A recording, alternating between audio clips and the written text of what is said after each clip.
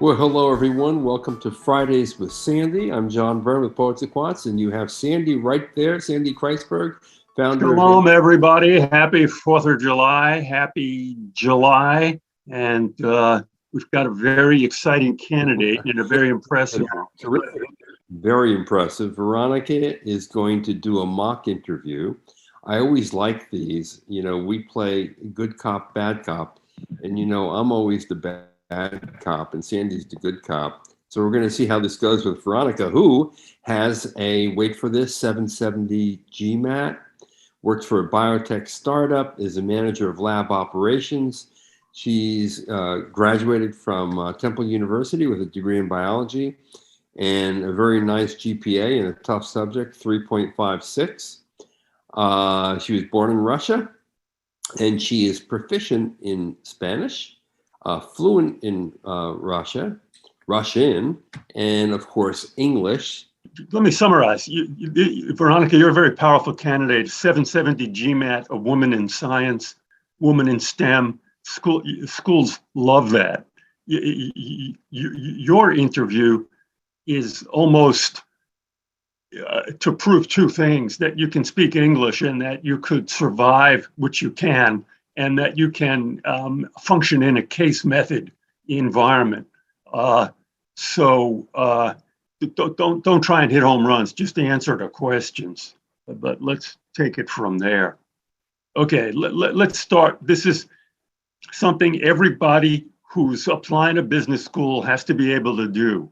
And it's tougher than you think. Hi, Veronica. Could you, let's say it's the first day of class and people are getting up for 30 seconds and introducing themselves. Could you introduce yourself to your classmates? Yeah, I'd love to introduce myself. So my name is Veronica. I'm currently an operations manager at a growing biotech company. I'm very passionate about healthcare. I come from a STEM background, and I'm originally from Russia. It's great to be here and to meet everyone.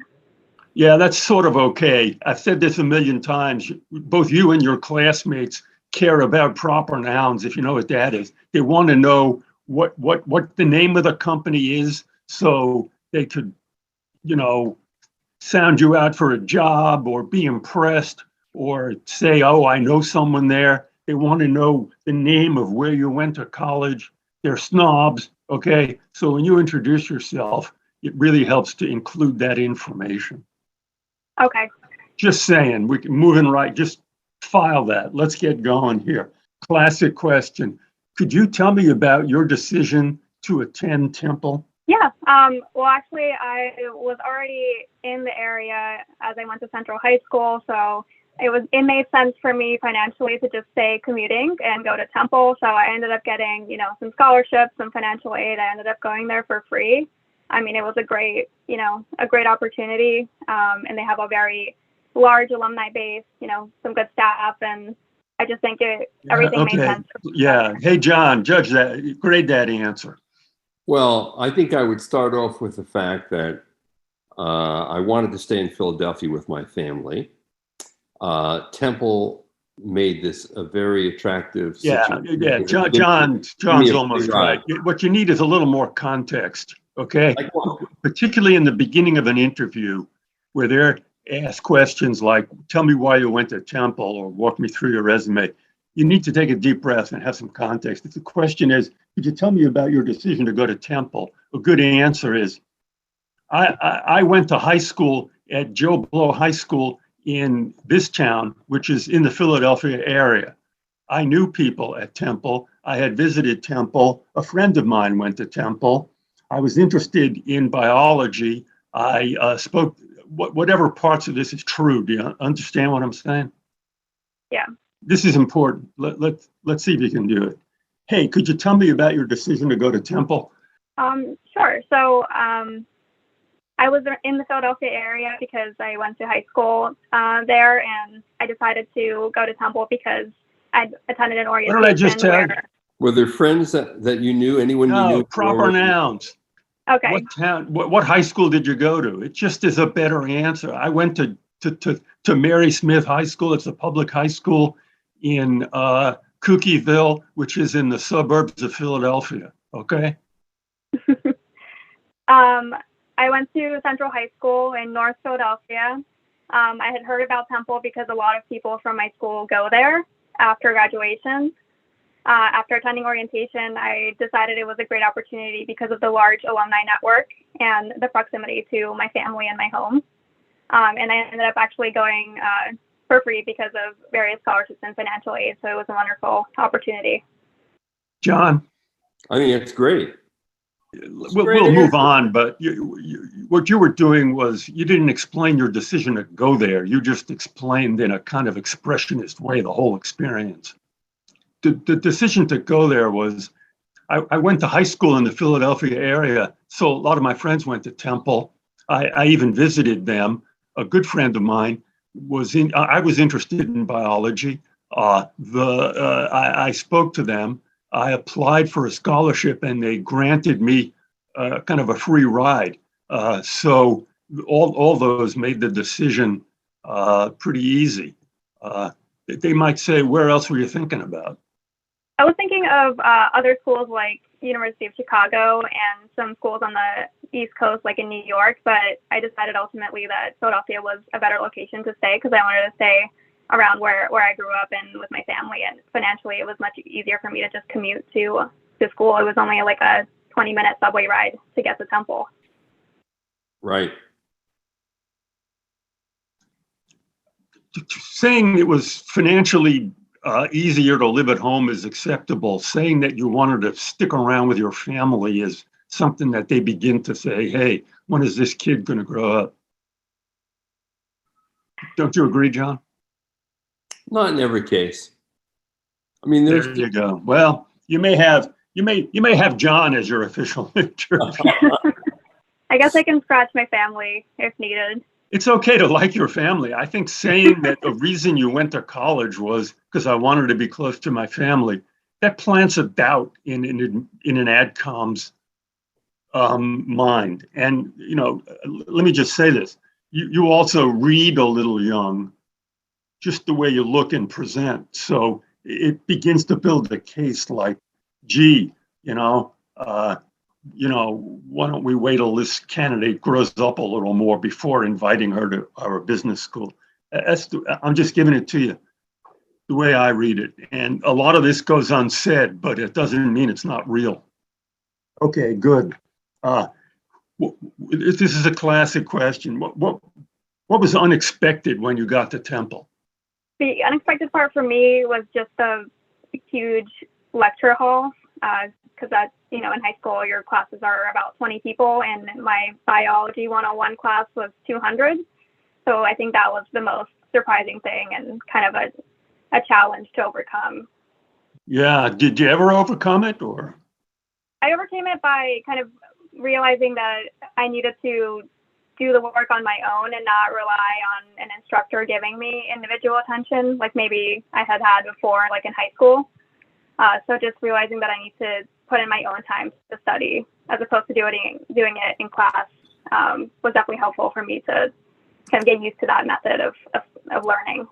That's an acceptable answer, a better answer, and something business schools really value is your ability to reach out and form groups and make friends and form alliance. That's called business, okay? So a better answer would be, it was daunting at first. One of the things I was able to do was to create a study group or join a study group. I'm sure that happened, right? Yeah, I mean, through friends. Yeah, we definitely studied together in circles. Yeah. Don't present that as if it's dismissive. That is they're more interested in that than they are in what you learned about biology. Okay, what they're really searching for. Working with others, that's a big deal. Yeah. Work and play well with others. That is the motto of Harvard Business School. When you go there, it's written on a pillar. I'm not kidding. Well, I am kidding about that, but I'm not kidding about that's what they're looking. It's incredibly valuable to them. What was your? No, here's another classic question. If you had your Temple career to do over again, what would you do differently? I think to make sure that I wasn't falling behind in my studies and doing less outside of the classroom. So just focusing more time and effort on like studying and keeping up with the coursework. Not to say that doing extracurriculars took away from the experience, but I definitely Hey, a lot stop. Instead of asking John how you're doing, how do you grade your own answer? I think I was a little bit negative about the experience. It should be more kind of, If you had to do it over again, like classic answers are, I wish I could have found time to take a semester abroad. Did you do that? No, I didn't do that. That's a good one. So that's a go-to answer. Another answer is, I wish I had the discipline to take more.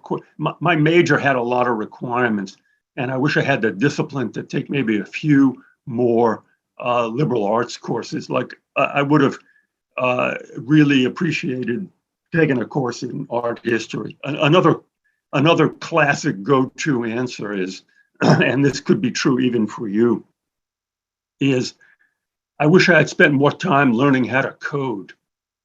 Does that work for you? Yeah, that would have been a good choice. I also think I can mention like history classes. I took an interesting history class as a required elective, and I think I took it pretty late. So if I had done it earlier, I would have probably taken more courses similar to that one. Okay. Yeah, let's go with coding. There. Good. Okay. If you had 10 minutes to talk to the president of Temple University, the president is interviewing successful graduates, and he wants to know something about your experience that he could use or she could use, as being president, to change your programs or whatever. What would you tell him or her? I would mention the honors program. I think you can only apply to the honors program when you're being considered to get into the college, but I think it would be a great opportunity for people to be able to apply on their second year in case they decide that they want to kind of be challenged more in their coursework. Yeah, that's actually a good answer. that's actually a good answer, and even a good answer in reality, if that's the way they're still working on it. Did you apply for the honors program? No, I mean, you're just considered for it based on your stats. And that's kind of where I was going with that is you don't have a chance to kind of make a case for yourself. Not really. So good. It's kind of the other way around. You can only make a case for them not kicking you out of honors. Okay. This is a question everybody facing a business school interview has to be ready for. Tell me about how you've been working at Arrow Biotherapeutics for the past 2 years, right? Ever since graduating? Mm-hmm. Yeah. How did that come about? Well, I started there as a part-time research assistant because I was interested in, doing more scientific work. After graduation, I was hired as a full-time scientist. But during, the course of the year and working as a scientist, I realized I wanted to be at the more strategic and higher level in the organization, and I wanted to have a greater impact, which is why I transitioned into the operations side to learn more about that side of the business. You've got a habit that's annoying to me, but I've got very high standards of instead of answering the question and shutting up, you answer the question and you keep talking about everything else related to the question. So the question was, how did you start working for Arrow? And the answer is, I was working for them as an intern in college, and then I really enjoyed the work, and I got along with the managers, and then they offered me a full-time job, and I accepted it. It seemed like a terrific opportunity, and so I joined them full-time after graduating. That's just that's the answer for me.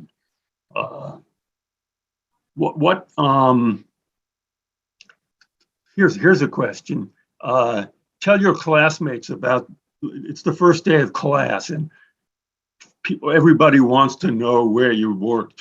Okay, we're limiting it to that. So tell your classmates, what is Arrow Biotherapeutics?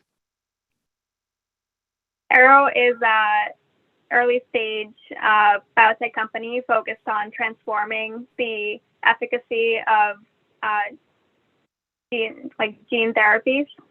Yeah, I can try that again. I agree with your eye roll. I don't get it either. You got to really get this. You need this. This is something you should prepare. You should have this in your back pocket. It's So what does she have to describe what gene therapy is? you need a dumbed down version of that, and you need it. It helps when you say about the company. You started off on the right foot. It's a startup. That's important. Arrow Biotherapeutics is a startup. It's been in business for 3 years. It's got it employs 15 professionals, and it's a Biotech startup. yeah. Just between you and me, it develops a targeted drug delivery platform to transform the efficacy of new and existing medicines and improve patients' lives. I don't understand that. This is what your resume says. Arrow is pioneering the development of a targeted drug delivery platform. I'm a little lost right there. To transform the efficacy of new and existing medicines and improve patients' lives. It might be acceptable if you're looking for a job where people in the same industry, where people will, they'll know a lot. So you don't have to explain. But for purposes of, I would redo the resume, quite frankly, and make it a little more.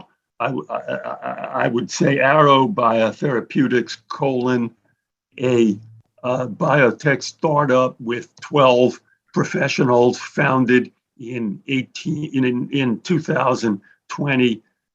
It's not listed on any exchange, is it? No. Yeah, but I would have all those key markers, and that way, when it comes time for manager lab operations, we're a little more prepared for what that job entails. Okay, but that's just some resume advice. It's not as important. I think you'll be so attractive to business schools that they'll overlook the fact that this is serviceable and not a great resume, just from not the content wise, just format wise. So let's not worry about that. The way you're not going to get in is by blowing the interview. And this is like Harvard does not want to turn down a woman in STEM with a 770 GMAT, but they will if they think your interview is shaky. Okay, just telling you. So let's start again. Hey, what's Arrow Biotherapeutics and what do you do there? Arrow is a 40-person early stage biotech company where we have a platform that improves the way drugs are delivered to the body. I'm currently a manager of lab operations. Could you explain that to me? What is a platform that improves the way drugs are delivered? Can you give me an example of that? Yeah, so there's currently some approved therapies on the market, like gene therapies. They reduce the amount of bad proteins that are, present in some diseases. So what we do is we have a molecule that improves the way those therapies work because it delivers it much better and faster and, improves the efficiency of that delivery. So we can really Is the molecule proprietary? Can you patent a molecule? Yes, the technology is proprietary. The molecule is proprietary. And we can patent it, or is it just a secret? No, it's patented. Well, there's many patents involved, but yeah, it's a spin out. I guess I can also start with our company's a spin out of J&J, of Janssen.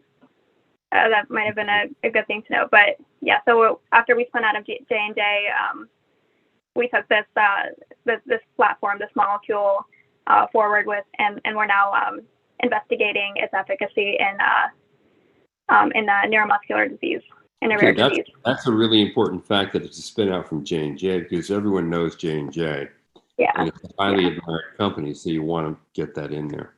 You really have to, you're going to be asked this question, and you really need to present it in a very serviceable way.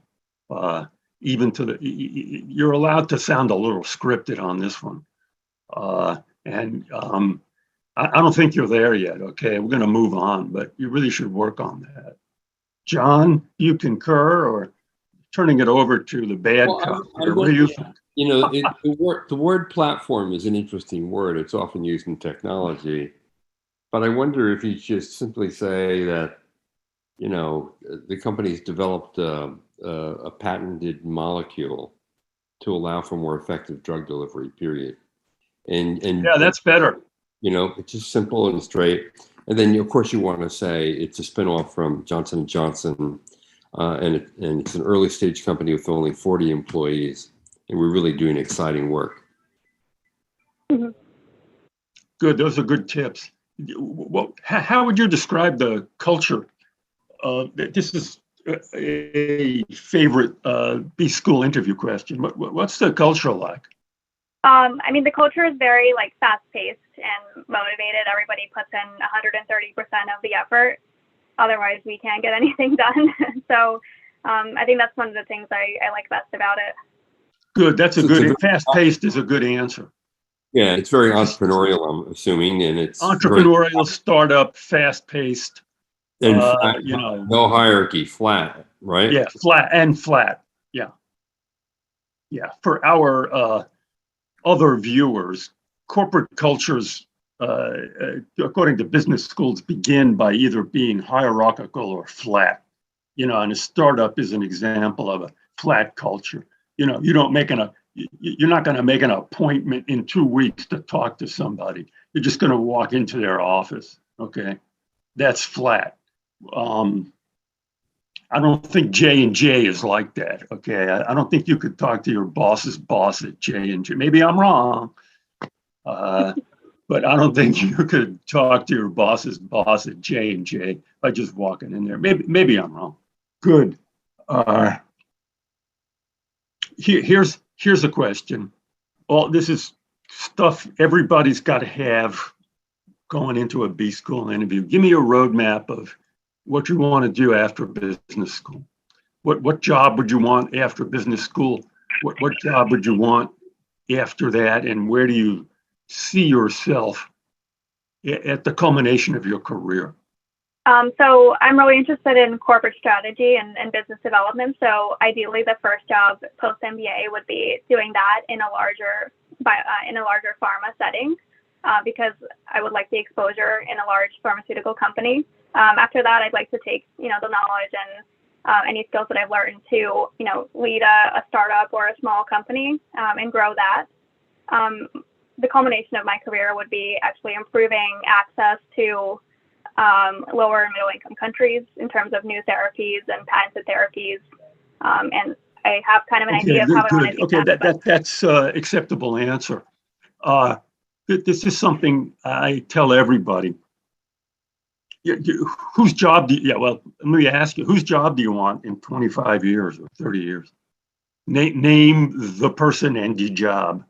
Well, I don't know the person or the job, but I know like Gilead has a department that is focused on working with companies internationally to improve like access to their therapies, working with generics, licensing their IP to generic companies, and kind of working with them to make their therapies more affordable, especially the ones that are still patent protected.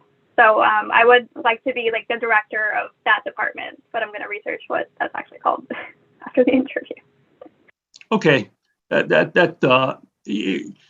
here's a tip. Okay, particularly in hot areas like biotech, you need to do a little industry homework. Okay, you should be able, like, when you say, oh, it's a spinoff of J&J, I would say, what do you think of J&J and its competitors?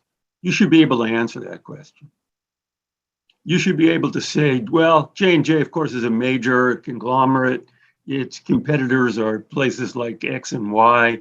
J&J has this advantage. Okay, you should be able to deal with that.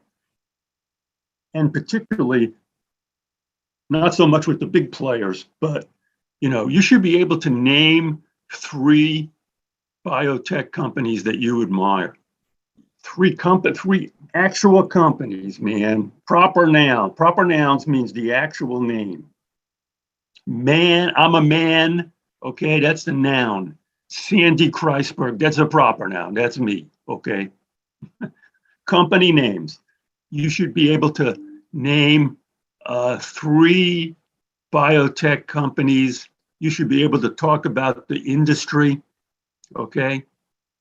Like a real good way to get this information is just get a report from a stockbroker, about a company. They cover that. Mm-hmm. John, what am I talking about here? What's the name of that thing? So you just want to know, they want to know that you're knowledgeable about the industry that you work in and the industry you're targeting. So Gilead, Genentech, Johnson & Johnson, they're your 3 companies, 3 different approaches, and 3 slightly different markets. Yeah, but I was suggesting a good way to learn that is to get a offering statement or an annual report from one. No, that's easy to do. Because in the 10K or the annual report, they'll identify their competitors. They'll explain how big the industry is and all that. Yeah, 10K. They're usually unreadable documents that just are, fulfill legal requirements. But if you got the 10K of some of these companies, it's heads down work. But if you spent an hour just going through it and then looking up stuff, it would give you a real great industry overview. Okay. How about this? Why do you want an MBA?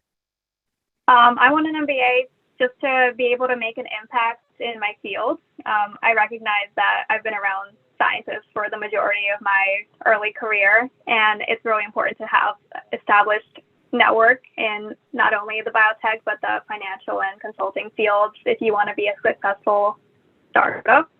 I also think that right now with the I'm lacking some foundational skills to really proceed to just become like a business development person or a corporate strategy person, because I need to, take this coursework. And I've done some extracurricular activities and helped our company internally with some corporate strategy, like analyses and stuff like that. But I definitely recognize when I'm hitting a ceiling of knowledge that becomes a barrier. So I think an MBA would definitely help me overcome that.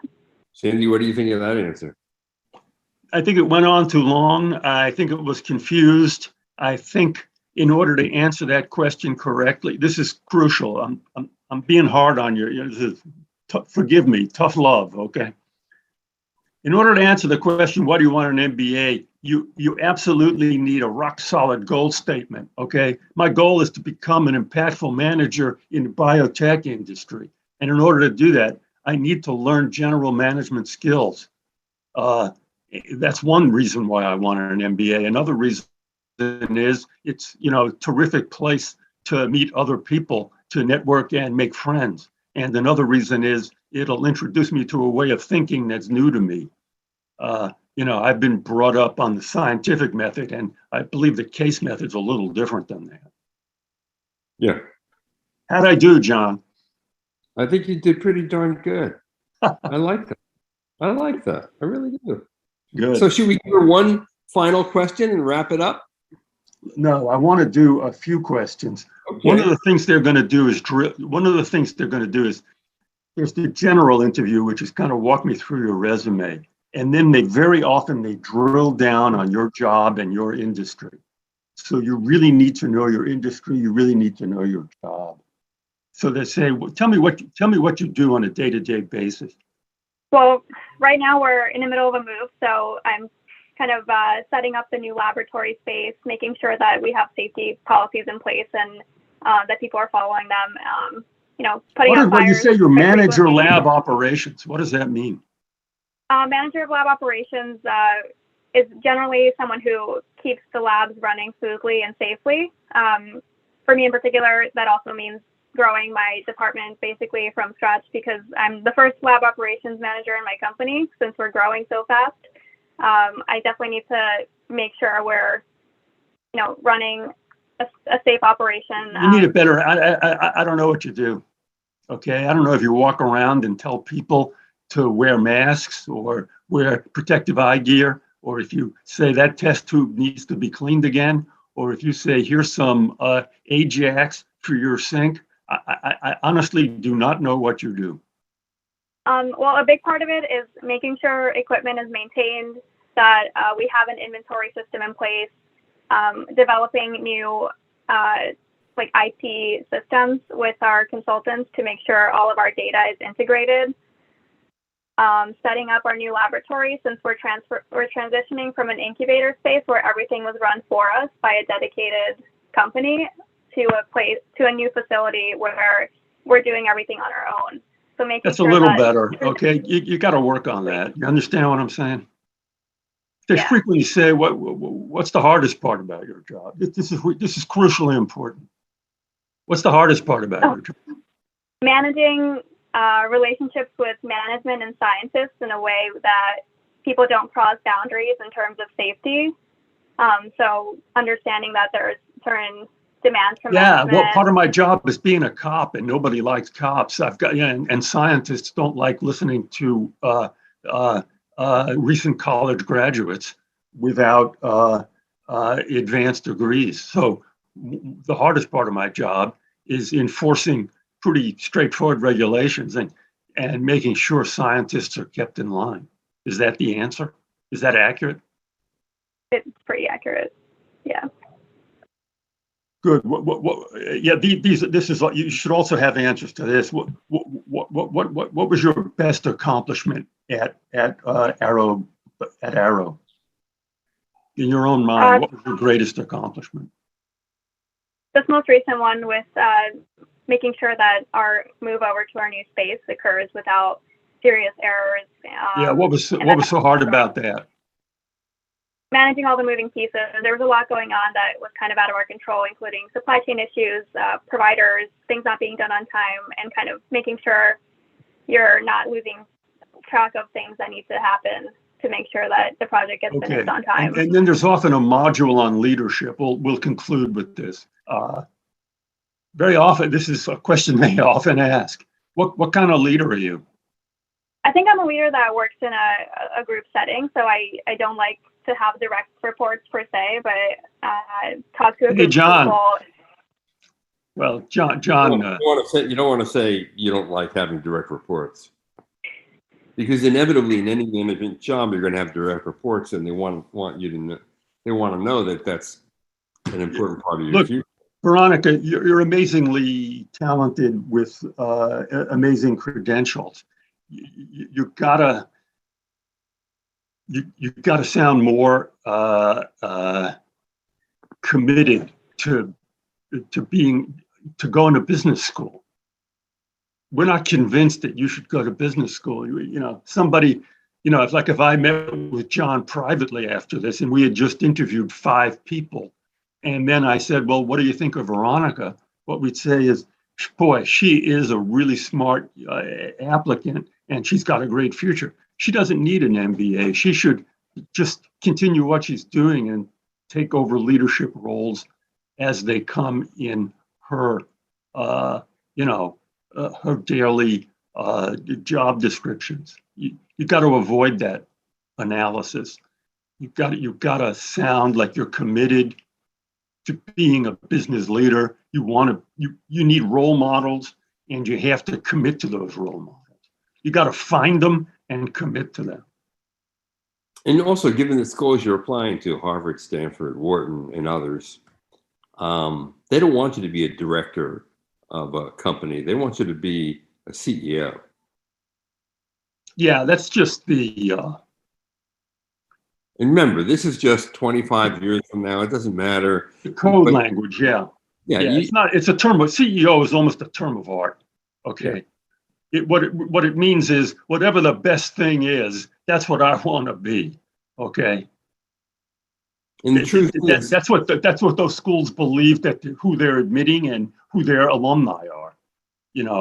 it's just And we know you're ambitious, and we know you're competitive based on your profile and what you're doing in your score and the subject you chose. And you want to be CEO of Gilead, okay? And you want to know who the CEO is and tell that story. Okay. good. Well, Veronica, good luck to you. You Thank are an impressive candidate. You're very likable. You're personable. You're going to do really well. Thank you. I appreciate your time, and thank you for taking the time to give me comments and feedback. Well, Hey, thanks for opening yourself up to this hiring squad here. Yeah. Grueling grind. And Mincemeat, Operation Mincemeat here. Yeah, right. there you go. All right. You've Good been luck. watching Operation Mincemeat by Sandy Kreisberg. Fridays with Sandy. And this is John Byrne with Poets and Quants. Thanks for watching.